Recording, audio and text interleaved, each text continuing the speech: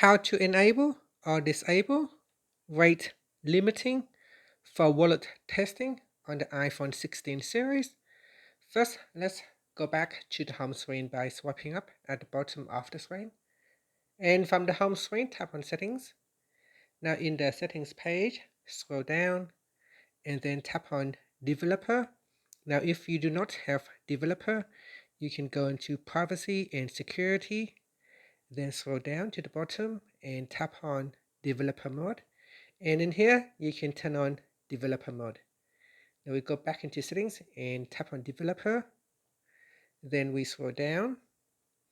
And in here, tap on Disable Rate Limiting. Tap on the toggle button to turn it on or switch it off. And that's it. This settings is for the wallet testing. And after that, you can swipe up to go back to the home screen. Thank you for watching this video. Please like and subscribe to my channel for more videos.